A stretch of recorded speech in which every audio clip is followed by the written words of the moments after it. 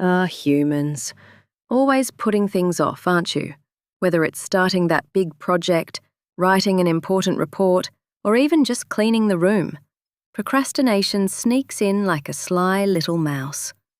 But today, I, your furry therapist, will guide you through the science, strategies, and mindset shifts you need to finally stop procrastinating. Trust me, it's easier than you think. Meow. Let's start at square one. Many people think procrastination is simply laziness or poor time management, but in reality, it's far more complex. Procrastination is a psychological behavior, a coping mechanism to deal with fear, anxiety, or lack of motivation. It's not just about delaying work because you don't want to. It's about avoiding discomfort. Imagine you're staring at a blank page, tasked with writing a report. The more you think about it, the more overwhelming it feels. Your mind screams, "I'll never get this done." So instead, you open YouTube, scroll through social media, or take a nap. Instant gratification wins over long-term productivity. Why does this happen? It's your brain's reward system at play. The limbic system, your brain's emotional center, seeks quick pleasures and avoids pain. Writing that report feels painful and stressful, while watching funny cat videos brings easy joy. So naturally, your limbic system takes the shortcut. Studies show that up to 20% of adults struggle with chronic procrastination. And guess what? You're not alone. The good news is that procrastination isn't a permanent trait. It's a habit you can change, starting today. Let's get a little sciencey, shall we? Procrastination happens because of a battle inside your brain. On one side, we have the prefrontal cortex, responsible for decision-making, planning, and long-term thinking. On the other, there's the limbic system, which reacts emotionally and seeks immediate pleasure. When you delay a task, your limbic system wins. That's why you end up binge-watching shows instead of completing your work. It's all about temporal discounting, valuing short-term rewards more than long-term benefits. For example, imagine you're offered $1 today or $100 in a year. Most people would choose the $1 now because the future feels distant. The same logic applies to tasks. Working on your goals feels distant and abstract, while scrolling social media feels immediately rewarding. Brain scans confirm this tug of war. When you procrastinate, the limbic system lights up, flooding your brain with dopamine from easy activities.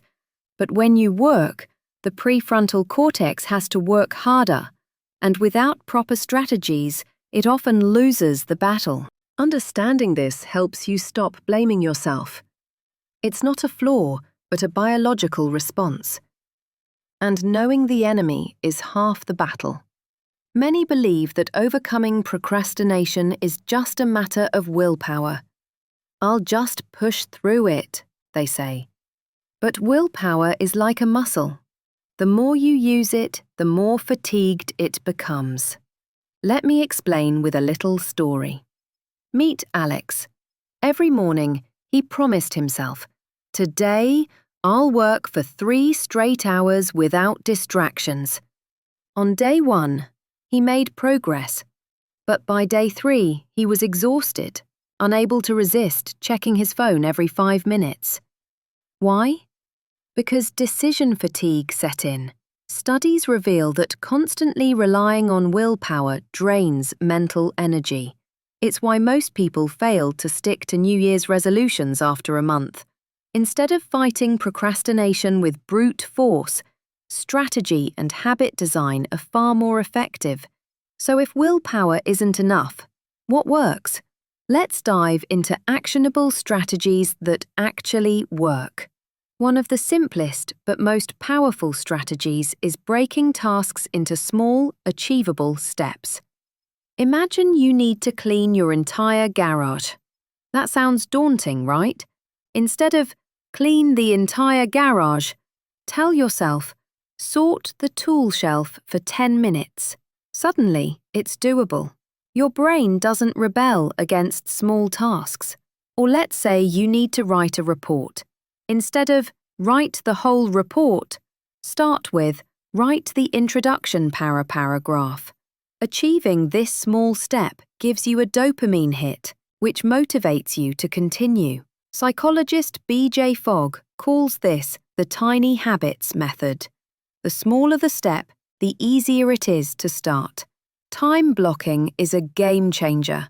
Here's how it works. Work focused for 25 minutes. Then take a 5-minute break. Repeat the cycle. This prevents burnout and keeps your mind fresh. For example, Sarah, a graphic designer, used to procrastinate her design projects for weeks. Once she started using Pomodoro, she completed her tasks faster, with less stress. Simple apps like Forest or Focus at Will help implement this method effectively. Distractions are procrastination's best friend. To fight back, make them harder to access. Turn off phone notifications. Use browser extensions like Stay Focused to block distracting sites. Find a quiet workspace. An experiment showed that students with a clean desk performed significantly better than those in a messy environment. A clutter-free environment sends a clear signal to your brain. It's time to focus. Vague goals lead nowhere. Deadlines create urgency. Instead of finish presentation sometime, say, complete slide 1 by 5 p.m. today. You'd be surprised how deadlines help focus your energy. Pro tip, use calendar tools like Google Calendar to schedule tasks with specific deadlines. Humans are social creatures. Accountability adds external pressure. Tell a friend, I'll send you my draft by tonight. Now you're more likely to follow through. A study found that people who made public commitments were 65% more likely to achieve their goals than those who kept them private. The root of procrastination is often fear. Fear of failure, judgment, or imperfection. Imagine Lisa, who avoided writing her first blog post for months because she thought it wouldn't be good enough. The truth? Perfectionism is procrastination's cousin. A simple shift in mindset helps tremendously. Instead of, I have to be perfect, say, I'm allowed to be imperfect. Psychologist Carol Dweck's research on mindset shows that people with a growth mindset who view effort as a path to mastery are far less prone to procrastination. So next time fear creeps in, remember, it's better to start imperfectly than never to start at all. Your environment doesn't just reflect your behavior, it shapes it. A clean desk makes productivity easier. A cluttered desk invites procrastination. Want to stop procrastinating?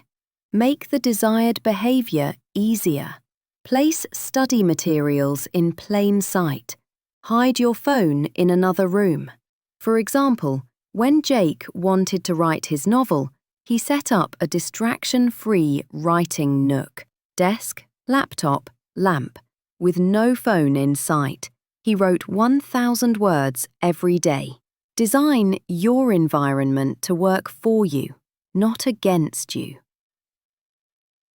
Feeling guilty about procrastinating is normal, but counterproductive. Let me tell you about Mike. Every time he procrastinated, let me tell you Jane's story. She used to procrastinate every deadline, scrolling social media until 3 a.m., overwhelmed and stressed. Then one day, she discovered simple strategies, breaking tasks into small steps, using the Pomodoro Technique, and setting clear deadlines. Her first success? completing a report in 3 small steps over 2 hours. Within a month, Jane transformed her habits, moving from last-minute panic to consistent productivity. Her secret? She stopped aiming for perfection and focused on starting small. Here are 3 tools to crush procrastination. 1. Todoist. Organize tasks with deadlines. 2. Forest. Grow virtual trees as you stay focused. 3. Habitica. Gamify your habits for rewards. Plus, read Atomic Habits by James Clear and The Now Habit by Neil Fiore for more help. Procrastination doesn't define you. Take one small step today. Subscribe to Psycat Meows for more brain hacks. Meow your mind wisely.